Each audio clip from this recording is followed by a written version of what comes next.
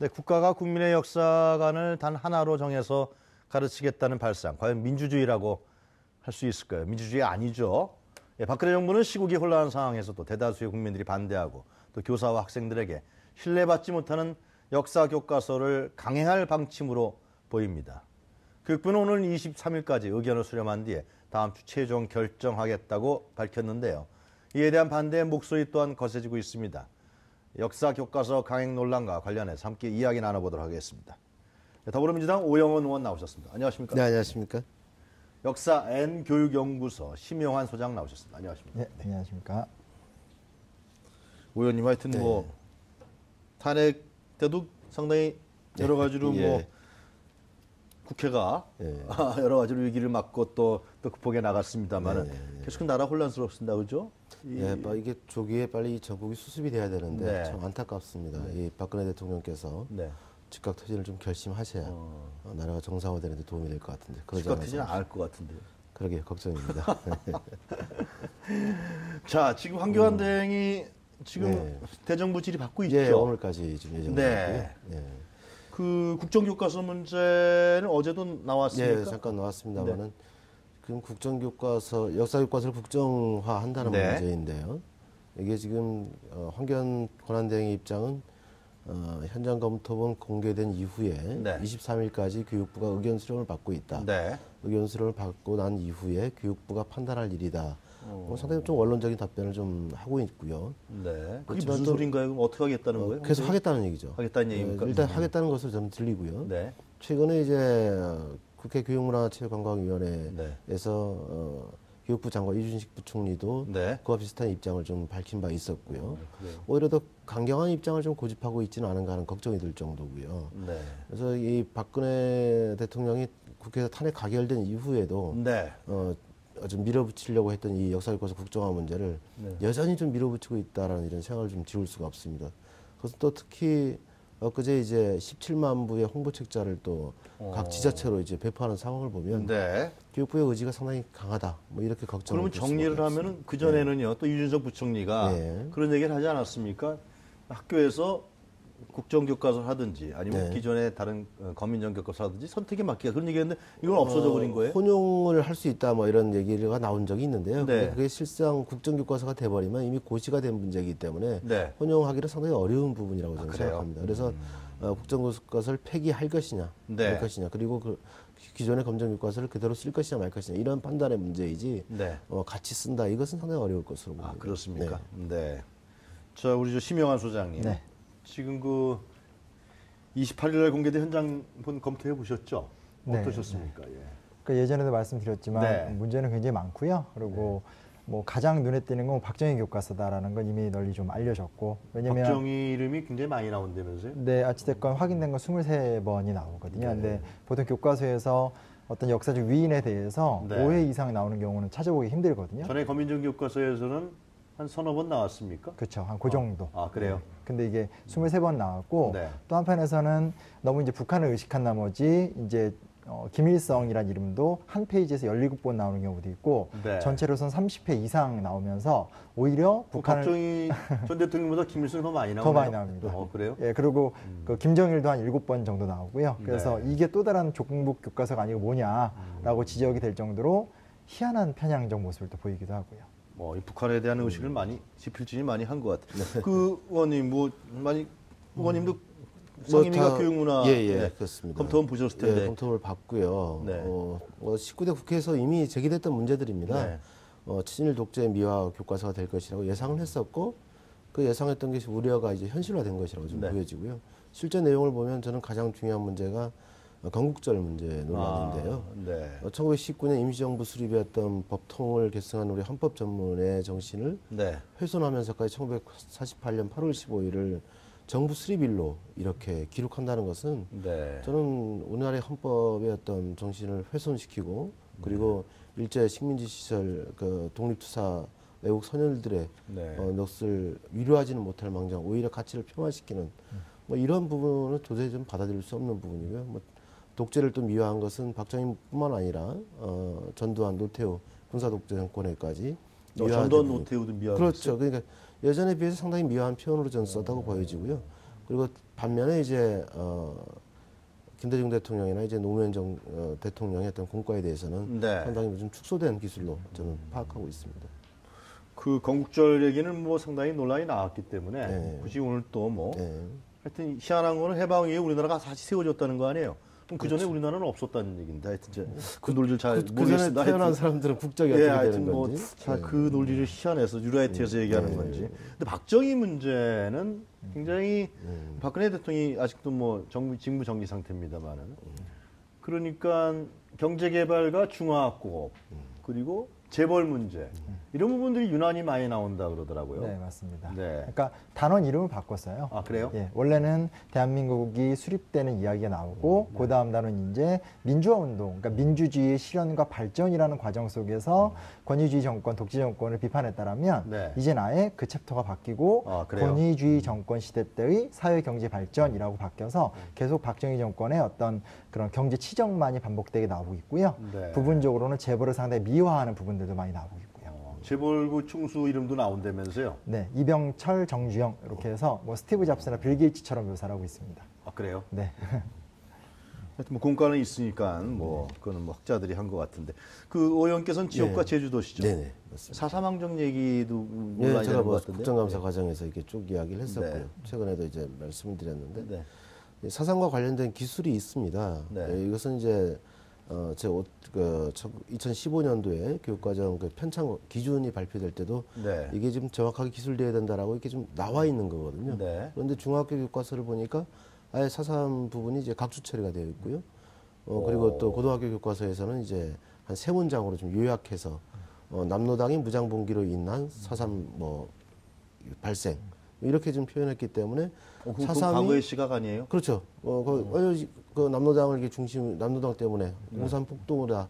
뭐 이런 주장과 그것 크게 다를 때문에 바가 없다는 제주도민들이 거죠. 그동안 교통을 겪었던 거 아닙니까? 그렇죠. 그것 때문에 이제 사삼 연좌제에 의해서 피해가 있었고요. 1만 4천 명이 공식 집계만 1만 4천 명의 희생자가 발생했던 사건이고 이 진상규명과 명예회복을 위해서 특별법도 제정하고 대통령의 상업까지 이루어졌는데 이걸 다시 과거 군사독재 정권 시절에 이야기했던 사삼으로 되돌리려는 시도다라고 좀 보는 거죠. 그러니까 교과서가 전체적으로 네.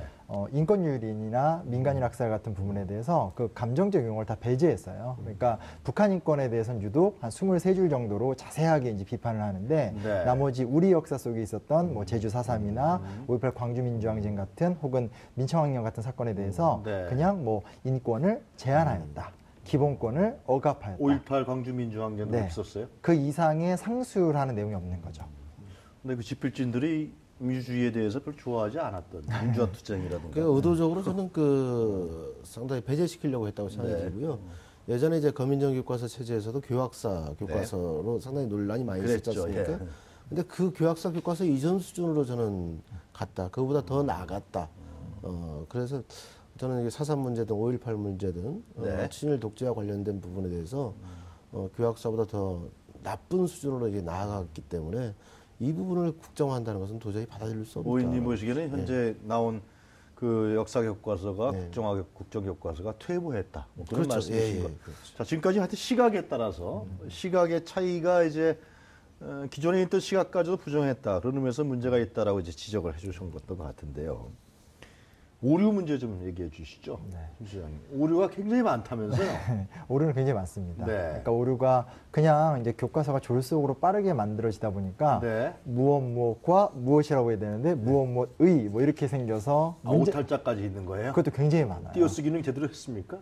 그러니까 그러니까 아, 띄어쓰기까지는 제가 잘 모르겠는데, 아, 예. 그러니까 뭐 안중근의 자서전이면 안흥칠 자서전 이렇게 써야 되는데 네. 그냥 안중근의 뭐 동양평화론 얘기해놓고 이제 거기 자서전 얘기가 나와 있다라든지 이런 단순 오류부터 시작해서 이제 네. 앞에서 이제 의원님께서 말씀해주신 네. 심각한 오류들도 많고요. 네. 가장 좀 인상적인 건 몇 건이나 돼요, 오류가? 평균 무슨 뭐 1.5건에서 뭐. 네. 근데 이번에는 네. 예전에 쪽당 1.5건. 그죠? 예, 현 쪽당. 예.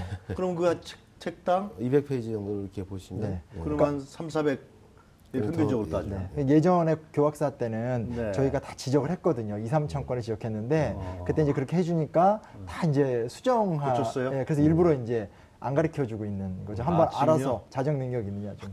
학생들이 학교에서 배우면서 선생님들이 야, 이거 틀린 거 찾아내기 또 과세 낼 수도 있고. 근데 좀 인상적인 거는 예. 중학교 교과서는 이제 네. 세계사가 같이 나오는데 네. 거기 이제 좀 서양사도 많이 미화를 했어요. 그래서 박정희 대통령이 살아있을 때 되게 좋아했던 나폴레옹을 굉장히 미화를 한다라든지 혹은 이제 나치나 히틀러 박 대통령이 나폴레옹을 좋아했습니까? 예, 뭐 그런 걸로 예전에 그래요? 뭐 유명했던 건데 그래서 나폴레옹 이야기가 많이 늘어났고요. 좀 굉장히 우려되는 건 나치나 히틀러 얘기도 상당히 좀 좋게 묘사를 했다라는 것들. 어떻게 묘사했다는 거예요? 그러니까 좀 뭐라더라 그들이 어떤 인권 유린이나 포괄적인 것보다는 뭐 리더십, 과감성 뭐 이렇게 좀 어쩔 수 없었다. 결국 뭐 그런 식이 거예요? 되는 거죠. 5.16 군세 쿠데타도 어쩔 수 없었다. 그래서 좀 유신도 어쩔 수 없었다. 뭐 그런 겁니까? 그렇게 보시면 좋을 것 같습니다. 하여튼 뭐 그런 기술이 안 했겠죠.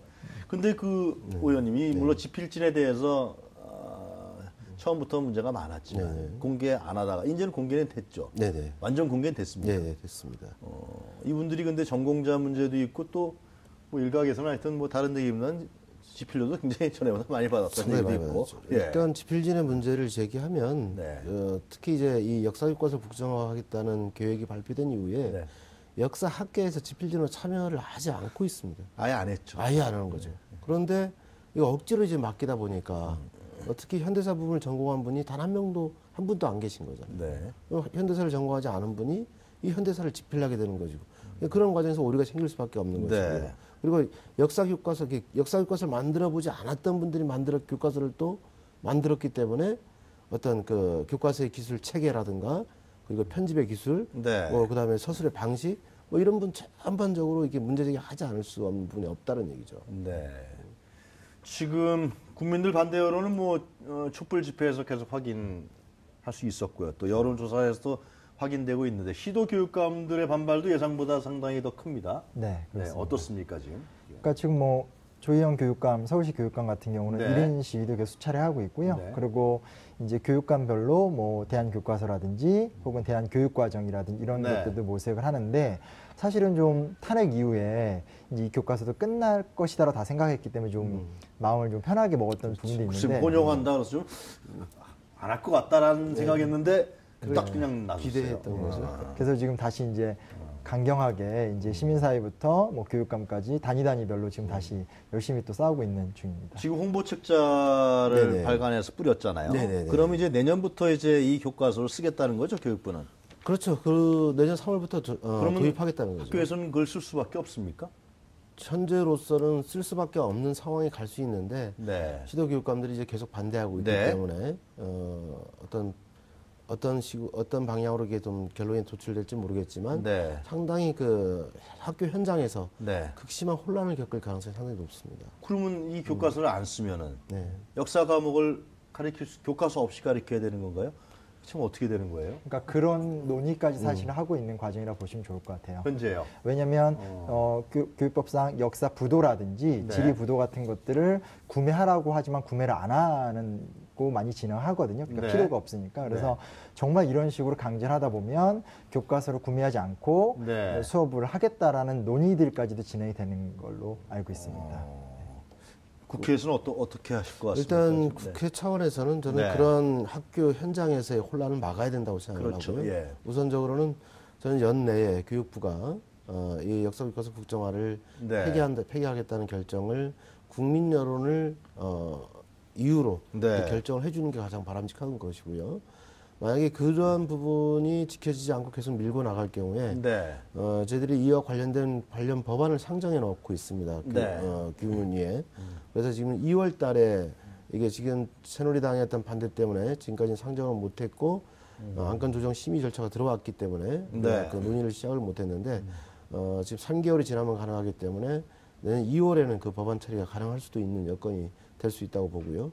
그건 어떤 법안 내용 설명하시나요? 역사 교과서를 국정화 시켜서는 안 된다라는 그런 법안이 되겠습니다. 아, 그래요? 도종환 의원이 대표 발의를 했고요. 네. 우리 교문위 야당 의원들이 좀 공동 추진을 하고 있는 것이고, 네. 그래서 2월까지는 그런 관련 제도적 해결 방법을 저희들은 모색할 수밖에 없다라는 것이고요. 네. 그렇지만 그런 과정까지 가기 전에 이 문제를 저는 국민적 힘으로, 국민적 압력으로 좀 끝낼 수 있어야 된다고 생각을 합니다. 어떻게 보십니까, 소장님은? 어떻게 이렇게 현장에서도 안 쓰고 또 정부는 쓰겠다고 그러고 이 혼란을 어떻게 막을 수 있겠습니까? 그러니까 사실은 제가 저번에도 말씀드렸지만 그냥 지금 인쇄를 안 하고 고시 과정을 포기해서 이제 재고시만 내리면 문제는 해결이 되거든요. 네. 왜냐하면 교과서를 1년간 좀 먼저 그렇다고 그러더라고요. 앞당겼기 때문에 지금 쓰는 교과를 쓸 수 있고 네. 안에서 다시 이제 검증 절차 내에서 네. 기존의 역사학계와 역사교육계의 도움을 받아서 새로운 좋은 교과서를 만들면 되는 거기 때문에요. 네. 지금 포기하면 뭐 교육 현장은 사실은 아무 문제 없이 진행이 될 수 있죠. 그러나 안 하게 황대행도 지금 부정적인 입장인 거죠. 물론 이제 그랬다는 거 아니에요? 23일 날까지 여론수론 결과를 지켜봐야 되긴 하겠지만 지금 교육부가 이제 홍보책자를 배포하고 또 예산을 한 8천만 원 가까이 들여서 또 홍보책자를 그렇게 각 지자체로 17만 부를 배포를 했다는 것은 교육부의 의지나 이제 황교안 대행의 의지가 강하다는 예측을 좀 우리가 할 수 있어서 네. 좀 걱정스럽긴 합니다만은 어쨌든 정치권의 어떤 여야정 협의체 이제 뭐 또 비박계 당이 네. 어떤 새롭게 생기면 네. 이제 여소야대 부분이 또 상당히 또 반전되는 부분이 있기 때문에 만약 비박계가 진짜 예상대로 한 3, 예. 40명이 나와준다 그러면은 128석에서 근데 또 물론 그분들이 또 이게 동의할지 안 할지는 모르겠지만 김무성 의원은 이 찬성했던 사람 아니에요? 찬성했던 사람들이 좀 많이 있어서 좀 많이 다소 있습니까? 걱정스럽습니다만은 그래도 나오면 또좀 그 달라지지 전보다는 않겠어요? 좀 달라지는 전국이 되지 않겠나 그러니까 기대를 좀 작년에 이제 국정교과서 네. 통과될 때 황 네. 총리 본인이 99.9%가 뭐 좌파다 이런 식으로 규정을 기존 검인정 교과서가 네, 또 기존 역사학계나 교사들을 이렇게 몰았기 때문에 아마 자기 자존심 때문에라도 지금 밀어붙이는 것 맞아요. 같은데. 그때 역사학자 다 좌파였어요. 다, 네, 다 네. 좌파를 했었어요. 근데 그 99. 좌파였다고 주장했던 거죠. 예. 근데 99.9%가 냉정하게 얘기하면 다 장악하고 있잖아요. 근데 저희가 안 쓰겠다라고 혹은 그것에 대한 대안적 행동을 나가겠다 하면 그걸 도대체 무슨 수로 막을 수 있을지에 대해서는 지금이라도 좀 총리께서 좀 생각을 좀 돌이키셔야 되지 않을까라는 생각이 듭니다. 안 돌릴 것 같다는 생각이 듭니다. 걱정스럽습니다. 국민들이라든가 시민사회단체는 이 문제 갖고서 어떻게 나올 것 같습니까? 소장님 보시기에. 그러니까 뭐 굉장히 적극적이고요. 사실은 탄핵 정국 때도 유일하게 국정교과서 이슈만큼은 별도로 굉장히 많은 관심을 보였고 네. 이게 뭐 교수부터 시작해서 학부모까지 광범위한 저항을 불러일으켰기 때문에 만약 이렇게 가면 뭐 예를 들면 서양같이 교육부 네. 자체를 좀 해체시키고 뭐 이렇게 지자체 단위에서 자치적 교육 자치로 가야 된다라는 급진적인 논의들도 이루어지고 있고요. 네. 그리고 이제 당장 단계적으로는 우리가 좀 더 수업에 개입한다라든지 교과서 구매를 안 한다라든지 고등학교 교과서는 구매를 해야 되거든요. 아, 그래요? 학부모들 입장에서. 아, 중학교는 그냥 나눠주는데 예, 예. 고등학교는 구매를 해야 됩니까? 네. 그러니까 학부모들이 조직적으로 구매 안 하겠다고 나간다라면 이것도 굉장히 큰 진통을 일으킬 수 있습니다. 그러니까 네. 여러 가지 저항 수단은 사실 있고요. 만약에 황교안 대행이 이 문제를 계속해서 강행하고 또 교육부도 함께 모조를 맞춘다 그러면 이 문제가 굉장히 정치권에서 폭발적인 상황으로 번질 가능성이 저는 예상되네요. 충분히 그럴 가능성이 있다고 보고요. 네. 지금 국민의 95%가 넘는 국민들이 박근혜의 즉각적인 퇴진을 지금 원한다는 여론이 있었지 않습니까? 네. 그런 과정에서 또 역사교과서 국정화도 반대한다는 여론이 80% 이상을 90% 가까이 나왔고요. 네. 그럼에도 불구하고 이 국정교과서를 폐기하지 않는다면 참 우리 국민들로서는 도저히 상상할 수 없는 어떤 조항이 나올까요? 그러면 의원님 저는 이제 보시기에는 교육부 해체뿐만이 아니라 저는 네. 이 부분도 역시 교육부가 짊어져야 될 문제이고 네. 황교안 대행체제가 짊어져야 될 문제이기 때문에 네. 이 대행체제의 과도기 국면도 상당히 위험한 방향으로 전국이 운영될 수도 있겠다는 네. 걱정이 있는 거죠. 안정적으로 이게 과도기 내각을 이끌어 나가야 되는데 그러지 못하고 국민의 절대적인 신뢰를 받지 못하는 그런 대행체제가 된다면 상당히 좀 우려스러운 상황이 될 수 있다는 거죠. 네. 만약 예상대로라면 그냥 관리형 대행이라 그러면은 이 문제도 그렇죠. 그냥 유보시키고 다음 정권에서 다음 결정하든지 그렇게 하는 것이 원래는 뭐 예전 수준대로 그대로 가고 네. 좀 더 논의 과정을 통해서 여야 합의를 통해서 좀 정책을 결정하자 이렇게만 해줘도 저는 상당히 나름대로 이제 해결이 되는 것이죠. 황교안 총리 대행이 트로이 목마 같아요. 꼭. 그렇게 하여튼 뭐 다른 얘기입니다만은 그 외국하고 좀 비교하셔서 지금 뭐 국정화 역사교과서를 국정화를 지금 뭐 추진하고 있습니다만 그것이 하겠다 그러는데 우리나라의 역사교과서는 앞으로 어떤 방향으로 진행하는 것이 정상적이다. 우리 저 소장님 말씀 좀 듣겠습니다. 네, 그러니까 이제 외국의 사례를 보면 다 네. 이제 국정에서 사실은 검인정 그리고 검인정에서 자유발행제로 넘어가고 있고요. 네. 그리고 또 자유발행제라고 해서 입시 부분은 네. 별도로 이제 기준을 뒀기 때문에 입시랑 또 문제도 안 되고 아예 이제 교과서를 없이 교과 과정만 갖고 네. 교과 과정을 이제 학교에 제시를 하면 선생님들이 수업 자료를 갖고 와서 진행하는 방식도 있고요. 교과서 오히려 훨씬 더 자세하게 돼서 필요한 부분만 뽑아서 이제 토론 네. 수업 위주로 가거나 하는 방법이 있기 때문에 빨리 이게 좀 스탑이 되고 우리도 좀 글로 나갔으면 좋겠습니다. 하여튼 좀 답답하네요. 소장님 말씀 드리니까 더 답답해요. 오 의원님 마지막으로 간단하게 말씀 있으시면. 역사 교과서 국정화 반드시 막아야 되고요. 네. 저는 폐기돼야 된다고 보는데 더불어민주당이나 야3당의 입장에서 네. 공의 가치, 공조를 체계를 좀 구축하면서 시민사회단체 역사교과서 국정화 저진 네트워크와 함께 이 문제를 대응하겠다는 말씀을 드리고요. 네. 앞으로 정치권에서 또 여러 가지 정책 지형의 변화가 또 예상되는 만큼 네. 그러한 과정들은 제대로 활용하고 또 같이 연대하면서 이 문제를 국민과 함께 풀어나가겠다는 말씀드리겠습니다. 알겠습니다. 오늘 두 분 바쁘신데 이렇게 나와주셔서 대단히 감사합니다. 네, 감사합니다. 네, 지금까지 오영훈 더불어민주당 의원 그리고 심용환 역사 N교육연구소 소장이었습니다.